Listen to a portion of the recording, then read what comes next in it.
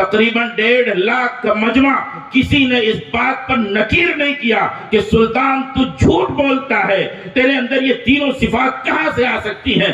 میں کیوں نہ آپ کو بتاؤں، یہاں پر بچے بھی بیٹھے ہیں، بوڑھے بھی بیٹھے ہیں اور جوان بھی بیٹھے ہیں۔ ہندوستان کی تاریخ کو مسخ کرنے کی پوری کوشش ہو رہی ہے۔ مسلمانوں نے جو ہندوستان کو دیا، مسلمانوں نے جو ہندوستان کو چڑیا، سونے کی چڑیا بنایا تھا، اس پر داغ لگانے کی جو کوشش ہوئی اور مسلمانوں کے دلوں سے مسلمان حکمراں کے کارناموں کو مٹانے کی مکمل جو کوششیں جاری ہیں اور پہلے سے بھی جاری تھیں، میں آپ سے بتا دوں اے بچوں سنو، سلطان شمس الدین التمش ہندوستان کی تخت شاہی پر بیٹھا ہوا وہ عظیم الشان بادشاہ گزرا ہے جو خواجہ قطب الدین بختیار کاکی رحمت اللہ علیہ کے یہاں ہفتے میں 2 دن پیر دبانے آتا تھا، پیر دبانے کے لیے آتا تھا۔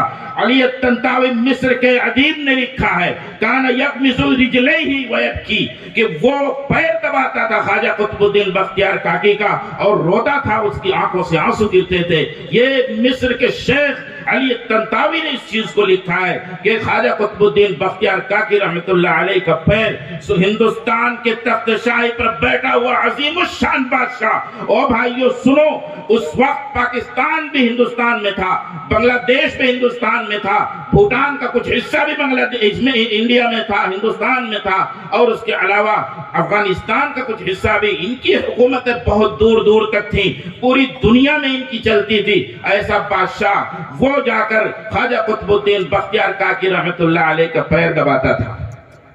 صرف اتنا نہیں ہے، خواجہ قطب الدین بختیار کاکی کا جب انتقال ہوا، میرے بچوں میں تمہیں بتانا چاہتا ہوں، اسکولوں میں جب تمہیں بتایا جائے کہ انہوں نے کچھ نہیں کیا تو بتانا کہ نہیں، ہندوستان کے لیے انہوں نے اپنے جگر کے ذریعے سے انہوں نے ہندوستان کو سینچا ہے اور رو رو کر رب سے انہوں نے ہندوستان کی سبز و شادابی کے لیے دعا کی ہے۔ اور یہاں یہ ہندوستان میں جو امن اور سکون اور محبت اور مودت کا عالم ہے، یہ انہی بزرگوں کی دعاؤں اور ان کی برکت ہے۔ خواجہ نے بہت دعائیں کی ہیں۔ خواجہ قطب الدین بختیار کاکی رحمت اللہ علیہ کا انتقال ہوتا ہے۔ مناظر حسن گیلانی اپنی کتاب میں لکھتے ہیں کہ اس وقت تقریباً 1.5 لاکھ علماء اور حفاظ کا مجمع تھا۔ اس وقت تقریباً 1.5 لاکھ علماء اور حفاظ کا مجمع تھا۔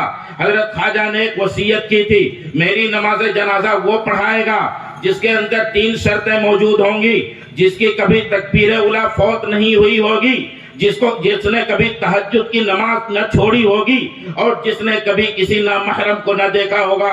یہ 3 شرطیں خواجہ قطب الدین بختیار کاکی رحمت اللہ علیہ نے اپنے وصیت نامے میں لکھا۔ وہ خواجہ تو چلے گئے، لیکن اب پورا مجمع جنازہ پڑھنے کے لیے کھڑا ہے اور وصیت نامہ پڑھا گیا کہ جس شخص کے اندر یہ 3 شرطیں موجود ہوں گی وہ نماز جنازہ پڑھائے گا، اس لیے کہ خواجہ کی وصیت ہے۔ کوئی آگے بڑھنے کے لیے تیار نہیں تھا۔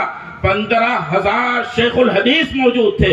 مناظر حسن گیلانی نے اس بات کو لکھا ہے کہ 15,000 شیخ الحدیث موجود تھے، لیکن کوئی آگے نہیں بڑھا۔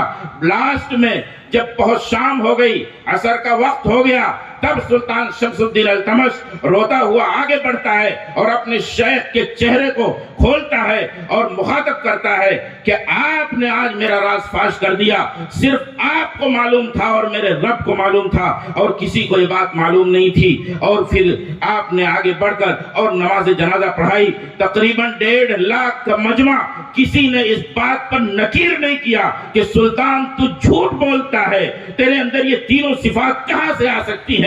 لیکن میرے بھائیوں، خواجہ قطب الدین بختیار کاکی رحمت اللہ علیہ کا جو اللہ سے تعلق تھا، نبی سے تعلق تھا، محمد الرسول اللہ پر اپنی جان چھڑکتے تھے، ایسے تربیت فرماتے تھے، ہفتے میں 2 دن جاتے تھے اور پیر دباتے تھے اور روتے تھے۔ اللہ نے کیا مقام عطا کیا، یہ ہندوستان کی تخت شاہی پر بیٹھا ہوا عظیم الشان بادشاہ۔ او میرے بچوں سنو، کیا تم اورنگزیب عالمگیر کو نہیں جانتے؟ اس نے 50 سال تک حکومت کی ہے۔ بتا دو کوئی ظالم حکومت کر سکتا ہے کیا 50 سال تک؟ عظیم الشان بادشاہ گزرا ہے اورنگزیب عالمگیر رحمت اللہ علیہ۔ میں آپ کو بتاؤں، مجدد الفسانی رحمت اللہ علیہ نے اکبر بادشاہ کے اس نظریے کو اور وہ جو دین الہی ایجاد کر چکا تھا جس کی وجہ سے ہندوستان کے اندر اسلام پر خطرہ منڈلا رہا تھا اور اسلام کے قوانین کا مذاق اڑایا جانے لگا تھا، مجدد الفسانی رحمت اللہ علیہ کی برکت سے اور ان کے خطوط کے برکت سے،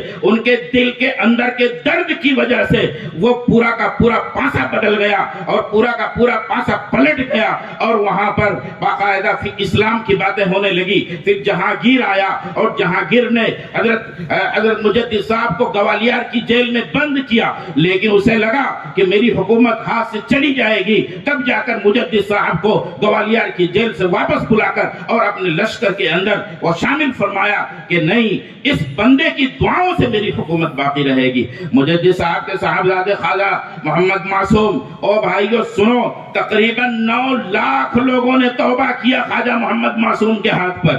پھر ان کے آگے چلیں، ان کے سلسلے میں خواجہ سیف الدین رحمت اللہ علیہ، انہوں نے پرورش کی ہے اورنگزیب رحمت اللہ علیہ کی۔ اورنگزیب وہ بادشاہ ہے، وہ ہندوستان کے تخت پر بیٹھا ہوا عظیم الشان بادشاہ ہے جس نے فتاوی قاضی خان لکھا جو فتاوی ہندیہ کے نام سے مشہور ہوا۔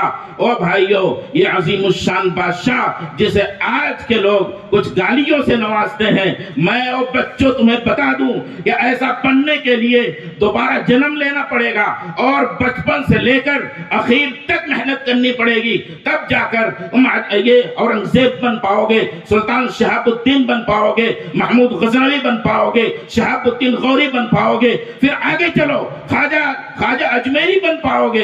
او میری ماں جو اگر سن رہی ہو تو سنو، تمہاری کوکھیں ابھی باج نہیں ہوئی ہیں، تم خواجہ معین الدین اجمیری پیدا کر سکتی ہو لیکن تربیت کرنا پڑے گا، تم خواجہ قطب الدین بختیار کاکی بھی پیدا کر سکتی ہو لیکن باوضو رہ کر دودھ پلانا پڑے گا، تم ٹیپو سلطان بھی پیدا کر سکتی ہو لیکن باقاعدہ باوضو رہ کر دودھ پلانا پڑے گا۔ ابھی میں جلدی ایک بیان سن رہا تھا، اس میں ذکر کیا، یہ 2 واقعہ میرے سامنے آیا کہ ٹیپو سلطان کا ایک واقعہ، میں 5 منٹ کے اندر اس بات کو ختم کرتا ہوں کہ ٹیپو سلطان کا واقعہ، او میرے بچوں اور بوڑھوں میں آپ کو بتا دوں، ٹیپو سلطان اپنے ابا کے ساتھ